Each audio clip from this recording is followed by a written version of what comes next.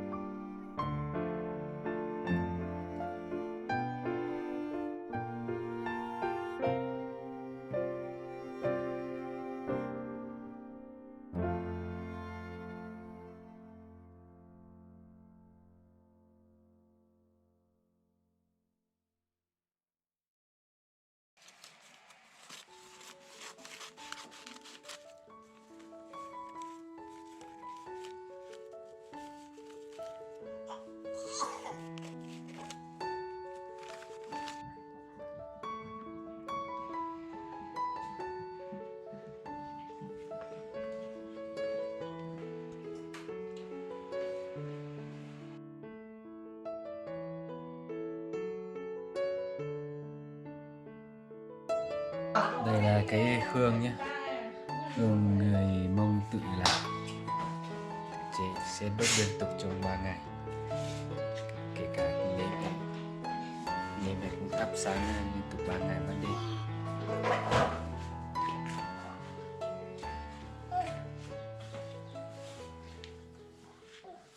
Người Mông gọi là sự cang. Năm mới thì cũng thay cái sự cang mới, lúc nữa thì sẽ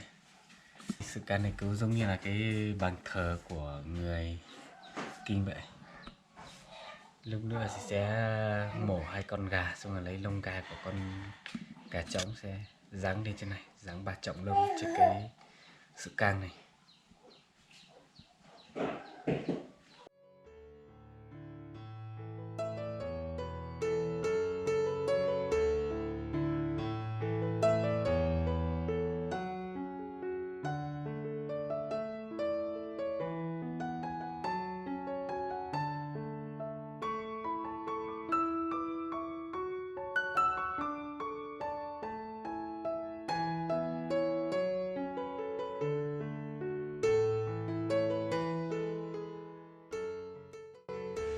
Bên cạnh này thì mình sẽ để những đồ dùng hàng ngày như là cuốc xẻng này, thuận này, xà beng này, những đồ dùng vật dụng dùng hàng ngày của người dân. Trong vòng liên tục 3 ngày, mùng 1, mùng 2, mùng 3 là tiền thì không được tiêu tiền này. Cuốc xẻng với lại không được đi làm việc, những việc như là cuốc đất là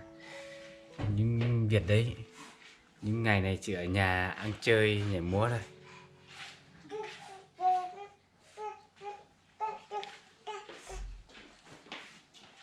là công cụ làm ăn của người Mông thì xưa đến nay phải cúng xứ lời chữ thanh hoa thanh chữ thanh hoa Con gà trống này, con gà này sẽ mổ xong sẽ vằm cái lông của cổ dáng lên trên cái sự cang này. công chi gì hoa thanh cho sử dụng quái công chi gì cổ tới đi số có xa xưa có xa mình được xa bó cổ tây cao mà chính sư hay là cổ báo cổ tây ngay mà gọi như là giống như là thông báo vậy. Có xa mình được xa bó chữ thanh hoa thanh chữ thanh hoa chữ thanh hoa chữ thanh hoa chữ hoa chữ hở số có xa xưa có xa mình được xa bó ba phu ba chỗ ngô giang nhiều cái bắt tay nhiều lì á giang mua mà tay mua chia giang nhiều giang mua giang chỉ giang chỉ lại giang sinh sang giang nhiều giang mua giang chỉ giang chỉ lại sinh vàng sự qua sa sinh tuổi sang mình được sa bao cũng có sự qua sa sinh tuổi sang mình được sa bao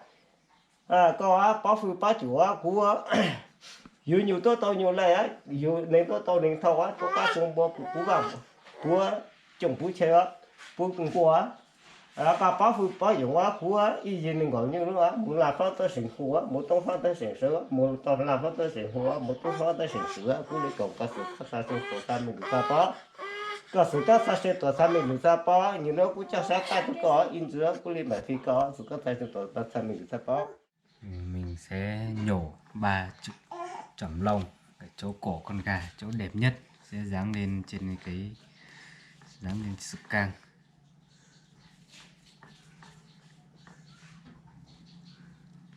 그다 아래 봐봐줘. 쭉.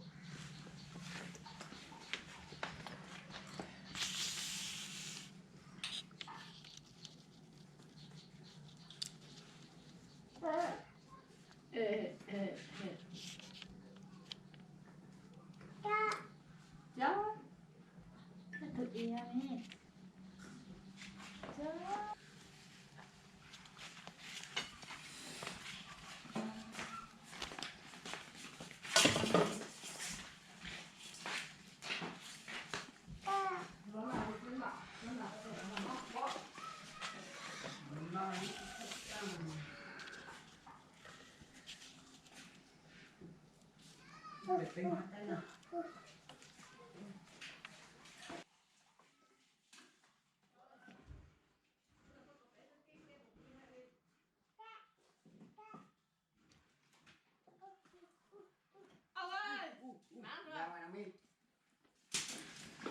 Và chổng lông ấy, chổng lông ở giữa thì nó cao hơn một chút, còn hai bên thì ngang bằng nhau.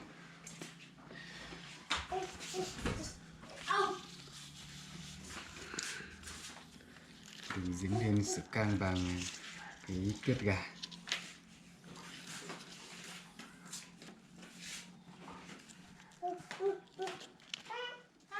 chắc tự ý cho thôi.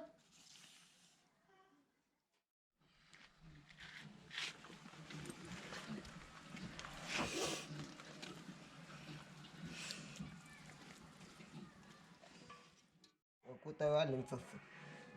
được sang được xua ăn được sự xu hô ăn được cả được quân lính của sự mẫu các thầy sự các thầy mình thầy bao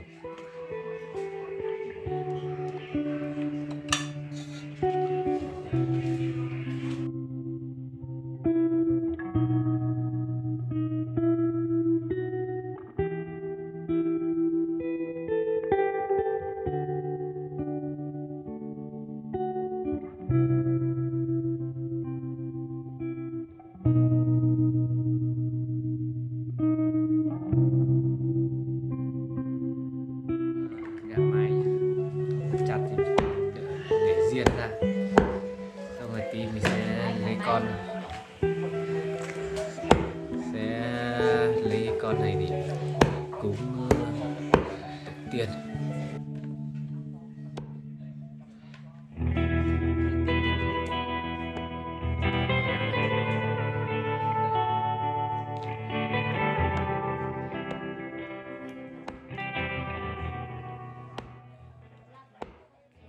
Gà mái là để tí cụ tổ tiên gọi cắt cụ về ăn, còn con gà trống là lấy lông vắt mấy cái lông để dán lên trên cái sực cang. Trước khi mình ăn bày lên mâm là mình phải gọi các cụ để ăn trước. Cơm này, thìa, thịt gà mái nhá,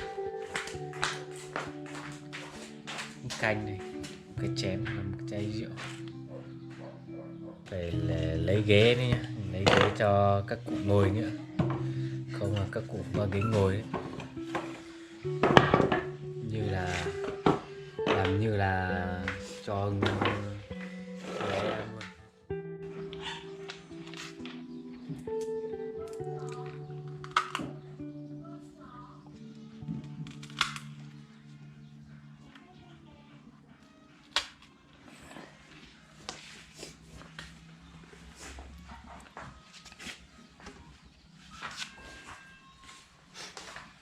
thế để hay gì nữa cửa của là chúng ta chạy tỏ bây giờ là đang mời các chúng cụ ta chúng chạy tỏ nó ăn để cơm của nhá. nó ta bị chỗ nó để của cho hậu để hậu chơi nó để của không cái gì nó Năm để cũ của là hết rồi, năm mới đến nhớ tuần thế của là hậu để mổ hậu gà, chơi cái hậu mình ta mà ta cơm ta mới, ta mổ gà, cho nó tròn nó cho nhá canh hương, cái kiểu mời các cụ về ăn cơm.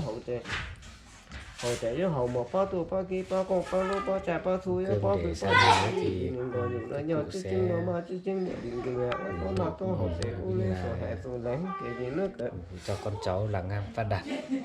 sau đó tại sao sai của nó để cú yếu là cha bị chỗ nó cú yếu hậu để hậu chứ nó để cú yếu hú cái gì nó cái gì trâu phụ trâu nan để phụ trâu nan các ngã bị số trời yếu toàn đủ cú hậu để hậu chứ yếu hậu mình ta mà ta sẽ ta đủ hú tao cả chữ cho nó trong nó ra như chuyện ta trong toàn đủ cú công an nó to nọ nó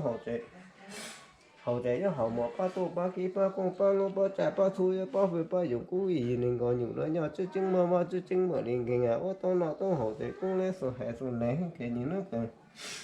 xong rồi tại xong xa tuổi nó trẻ cũng như là cha bề chỗ nó cũng như hỗ trợ hỗ chứ nó trẻ cũng như hú cười nhớ nó cười yêu chỉnh à phụ chỉnh à nhớ nó cười yêu sinh à phụ sinh là nữa nhà chủ chính mà chủ chính mà cái mà làm sao tới sinh phụ một tấm hạt tới sinh sự với xong rồi tại xong xa tuổi nó cũng mới nhận ra chứ cũng như là cha bề chỗ nó cũng mới nhận ra sang tới cho cũng nè chứ trong mùa nào mà họ bị những chỉ tia cho bác phụ bác dùng bác phụ bác chữa cũng gì mình gọi nó nhà chủ chính mà chủ chính mà cái mà làm sao tới sinh phụ một tấm hạt tới sinh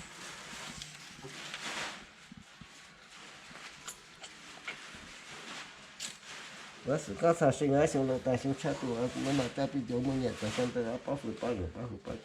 có gì mình gọi như vậy ra cho chính mà cho chính mà khi mà làm sao tôi thực hiện một công tác của cái trong nội tại sinh sát tuổi mình nhận ra xem tới đó thì sẽ chỉ bảo phụ có gì mình gọi như vậy ra cho chính mà cho mình khi mà làm sao tôi thực hiện một công tác